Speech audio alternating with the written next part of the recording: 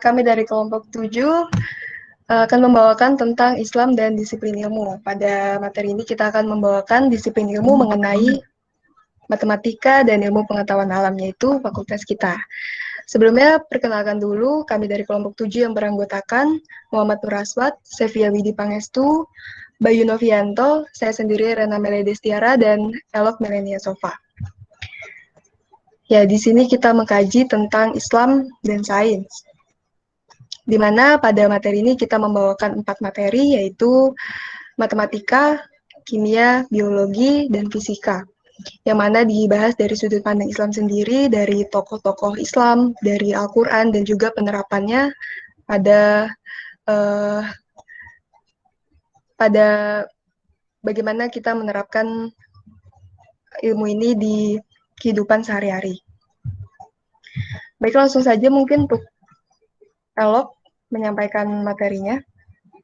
Ya, saya akan menerangkan tentang point of view atau sudut pandang Islam dan ilmu pengetahuan itu sendiri.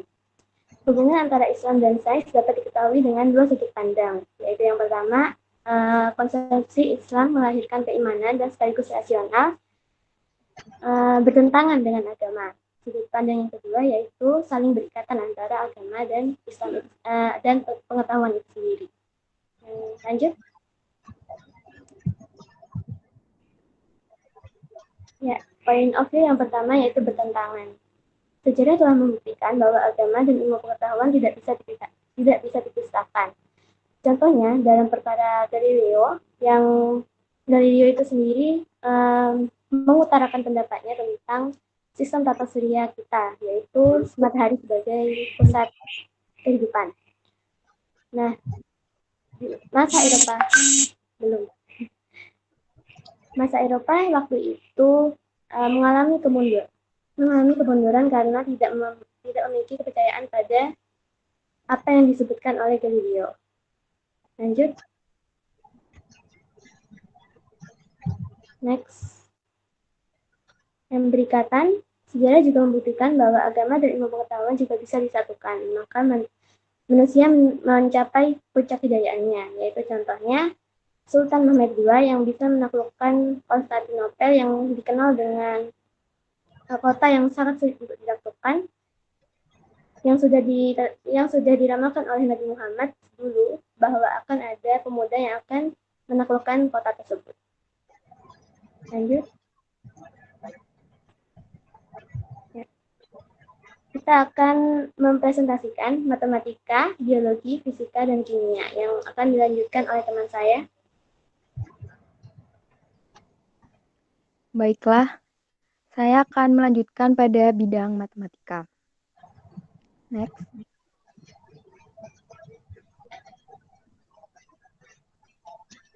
Islam itu mempunyai pengaruh yang sangat besar dalam kemajuan ilmu-ilmu.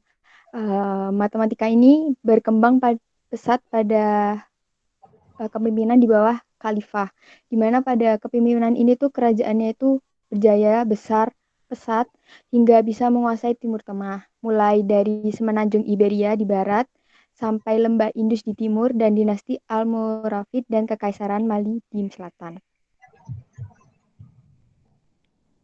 Ilmuwan matematika yang pertama adalah Al-Khawarizmi atau Muhammad bin Musa Al-Khawarizmi yang dikenal dengan kitabnya, yaitu Alkitab Al-Muhtasir fi Hisab Al-Jabwa Imukabalaya, menjadi awal mula ilmu kalkulasi integral dan persamaan. Salah satu karyanya adalah menciptakan sistem aljabar, yaitu menemukan simbol angka bilangan 1 sampai 9 dan angka 0 yang mampu memecahkan kualitas-kualitas simbolisasi yang masih menggunakan angka Romawi. Misalnya jika hanya untuk bilangan angka 8 pada Romawinya kan biasanya kita F, I, I, I, I. Jika angka 38 dan seterusnya.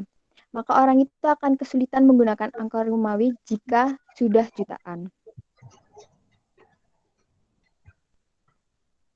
Lalu ada Omar Khayyam. Omar Khayyam itu menulis Treatise on Demonstration of Problem Algebra, yaitu mencantumkan solusi sistematis untuk persamaan tingkat 3 yang melampau aljabar karya Al-Khawarizmi. Kaya mendapatkan solusi persamaan ini dengan mencari dua titik potong bidang kerucut. Bidang kerucut, metode ini sudah dipakai oleh bangsa Yunani, tetapi mereka tidak menggenerasikan metode ini untuk semua persamaan berakar positif. Lalu ada Syaraf al-Din al-Tusi. Itu menulis beberapa makalah tentang aljabar. Dia memberikan metode untuk kemudian dinamakan sebagai metode Ruffini-Horner untuk menghampiri akar persamaan kubik. Meskipun sebelumnya metode ini telah digunakan oleh matematikawan Arab untuk menemukan hampiran akar ke n dari sebuah bilangan, Al-Tusi adalah orang yang pertama kali menerapkan metode ini untuk memecahkan persamaan umum jenis ini.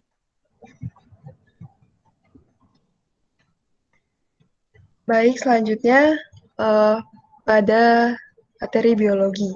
Biologi merupakan cabang ilmu yang membahas tentang ilmu-ilmu alam, terutama tentang organisme dan makhluk hidupnya, mulai dari manusia, hewan, dan tumbuhan. Di dalam Al-Quran, itu telah diberikan informasi mengenai semua aspek kehidupan manusia. Al-Quran bukan ensiklopedia sains ataupun teknologi, tapi dalam kapasitasnya sebagai petunjuk dan pedoman hidup, Al-Quran memberikan informasi mengenai fenomena alam bahkan jauh sebelum para peneliti menemukannya. Fakta tentang biologi telah disebut dalam Al-Quran, yang telah diturunkan lebih dari 1400 tahun yang lalu dan dibuktikan oleh ilmuwan pada saat ini. Salah satu contoh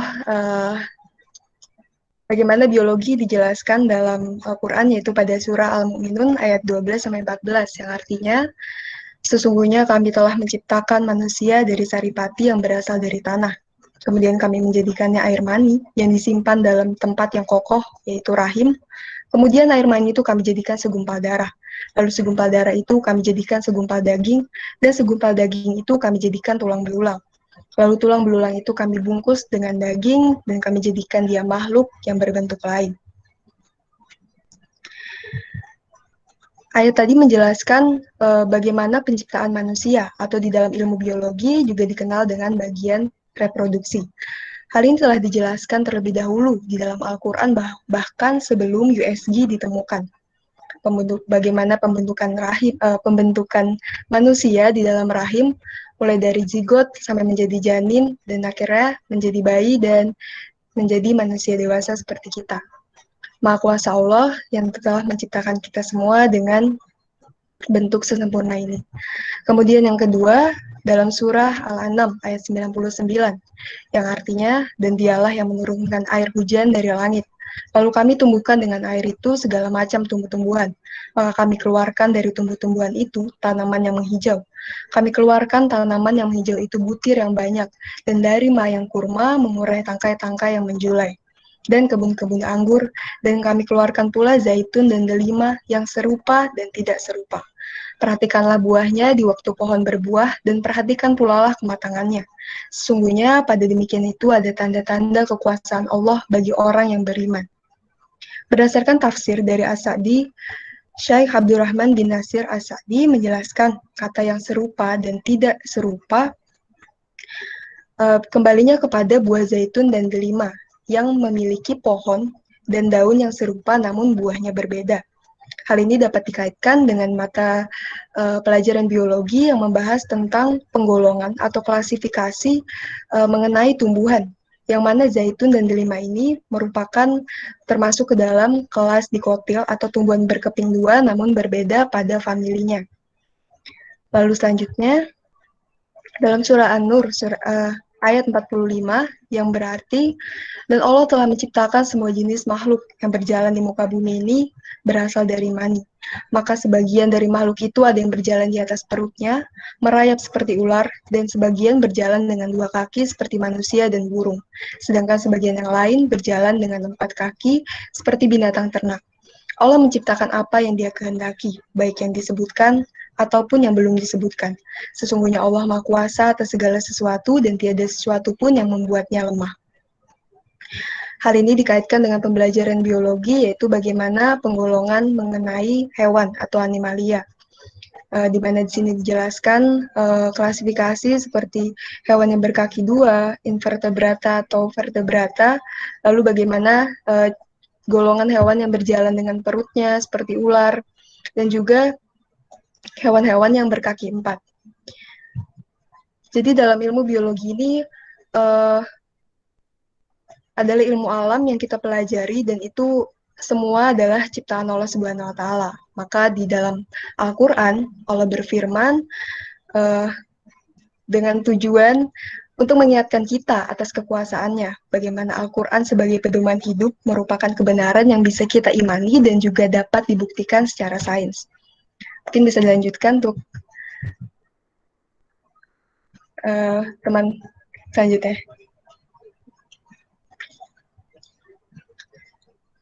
Ya, baik. Bisa langsung di next slide-nya. Ya.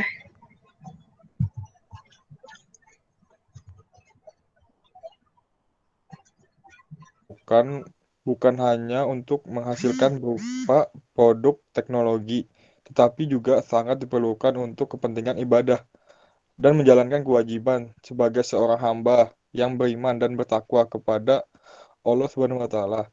Contohnya adalah penentuan waktu sholat, penentuan 1 Ramadan, 1 Syawal, dan penentuan waktu haji.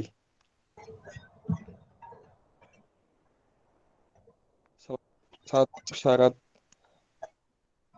sholat yaitu masuk waktunya ibadah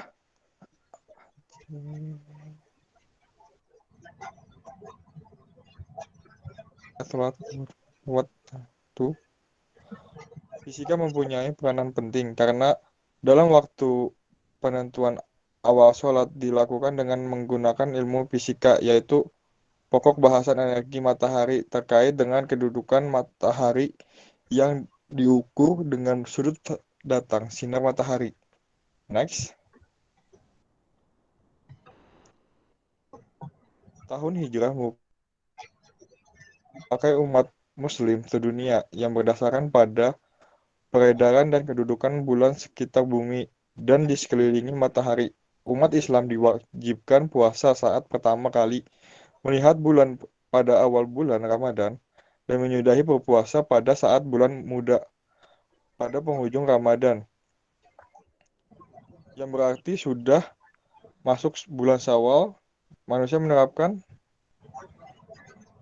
hukum fisika. Next.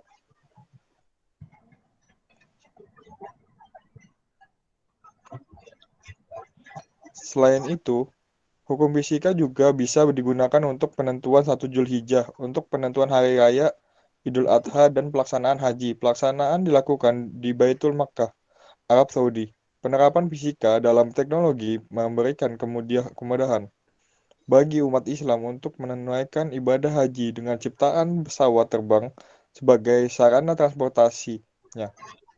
Teknologi pembuatan pesawat terbang merupakan penerapan dari efek Bernoulli, yaitu hubungan antara tekanan dengan kecepatan pada fluida yang mengalir secara tunak. Kecepatan fluida akan berkurang bila tekan fluida.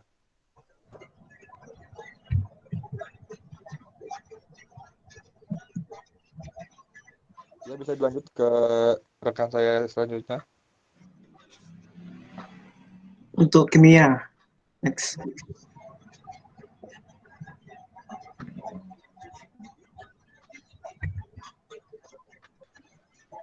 Kimia adalah salah satu ilmu dasar yang memainkan peran penting dalam perkembangan ilmu pengetahuan dan teknologi. Beberapa ilmuwan Muslim telah berkontribusi pada perkembangan ilmu ini, dan hingga saat ini memberikan warna pada perkembangan terkini dari ilmu kimia. Dalam sejarah peradaban, kimia dikenal sebagai alkemis pada era 600 hingga 1600 Masehi. Pada periode ini, banyak unsur yang ditemukan, seperti bismut, arsenik, dan lain-lain. Banyak senyawa kimia yang dibuat dan eksperimental berkembang ilmu dalam periode ini.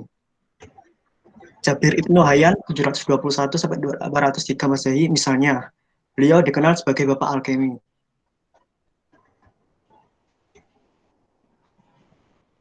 Pada abad ke-18, dalam bukunya Wilderen, seorang ilmuwan berkebangsaan Jerman mengatakan bahwa pendiri ilmu kimia adalah para ilmuwan muslim yang mengembangkan ilmu kimia. Kimiawan muslimlah yang mendirikan fondasi ilmu kimia modern. Dan hampir seluruh konsep dalam ilmu kimia diciptakan oleh peradaban Islam. Ilmu kimia telah ada pada masa Yunani, namun Yunani hanya melahirkan hipotesis yang samar-samar kimia dalam perspektif Islam 157 dalam bidang kimia. Luasnya ilmu kimia yang meliputi segala aspek kehidupan membawa ilmu kimia menjadi dasar bagi berbagai disiplin ilmu seperti biologi, pertanian, peternakan, kedokteran, dan farmasi. Ilmu kimia sendiri dibagi menjadi berbagai bidang studi. Beberapa di antaranya yang termasyhur adalah kimia organik, anorganik, kimia fisika, analitik, lingkungan, dan komputasi. Pada dasarnya, semua bidang studi ini memiliki peranan yang sama pentingnya untuk menghayati peristiwa-peristiwa atau ayat-ayat Allah Subhanahu wa Ta'ala yang ada di alam. Salah satu cabang kimia organik yaitu sintesis bahan obat. Sintesis senyawa obat merupakan salah satu cabang ilmu kimia yang banyak menjadi perhatian peneliti. Pengembangan obat merupakan ikhtiar manusia untuk mengurangi rasa sakit sekaligus ikhtiar para peneliti dalam rangka menjadi manusia yang beragama seutuhnya, menjadi manusia yang rahmatan lil alamin.